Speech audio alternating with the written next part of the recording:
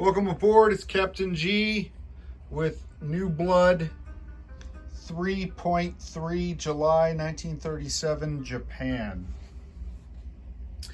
So we'll start with the buy, delaying the inevitable tech roll. We had saved one plus the 16 and the 3 US gives us 20. We're going to spend all 20 this turn. We're going to complete the new industrial major factory that we've been building the last 2 turns. We're buying, that's for 6. We're buying 2 Marines at 4 each, takes us to 14. We're investing in Manchukuo's industry by having them build another artillery for 4. That takes us to 18. And then that is a militia upgrade. That takes us to 20. So that is all 20. So of our 2 existing facilities, we have 2 technology rules: improved construction and long range air. Improved construction, red die at 7. Long range air, the white die at 8. And since egg rolled pretty much the same that I have, I'm back to rolling. A 5 and a 9, so 50%, but the 9 is good enough for Japan to move forward to stage 1 of long-range aircraft. Next turn, we'll have 3 factories. All right, combat. There is no combat.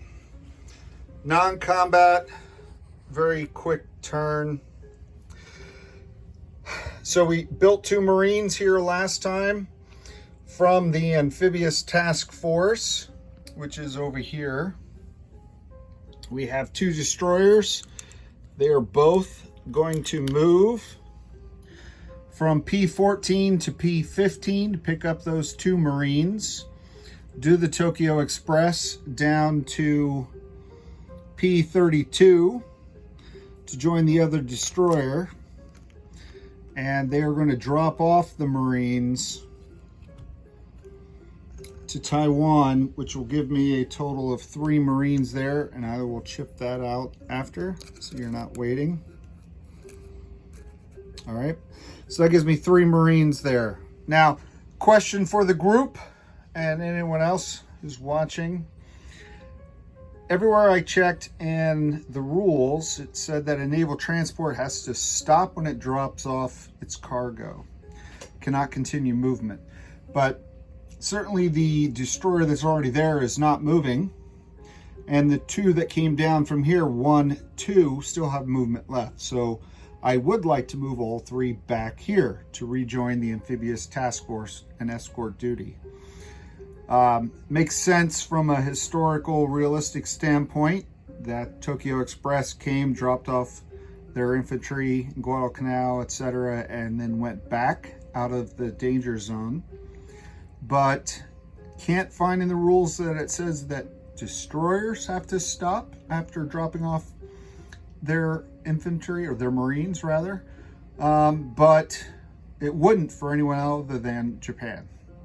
So I'll leave it here for now, but my preference would be to bring them back. Let me know what you think in the comments. And for now, that completes all movement. So place units. Let me apologize because shorthanded. Grab the builds.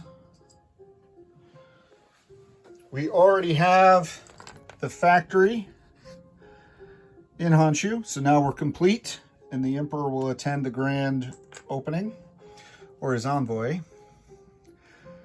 Putting the 2 Marines in Kyushu. Building the artillery, and it will join this army group. This is the 1st Imperial Army Group, which is in Manchukuo, the army of Manchukuo. So added to that, which, to recap, gives me 1 cavalry, 1 mountain infantry, 7 infantry, 1 motorized infantry, and now 2 artillery here in Manchukuo. And then I'm going to upgrade the infantry. I'm sorry, upgrade 2 infantry, the militia on Formosa. So that completes that aspect. So the last item is a recruitment roll before we collect our income. For Siam, we'll have to see if we were able to roll a 1. Make sure you can see the box. Whoa! Just like egg. All right.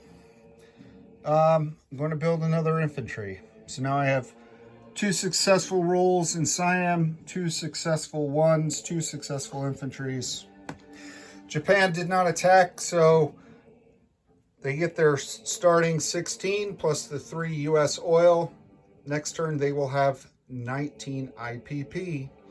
That completes the Japanese turn. Next up is the United Kingdom and France. I'll turn it over to Lancer Bolt. This is Captain G, over and out.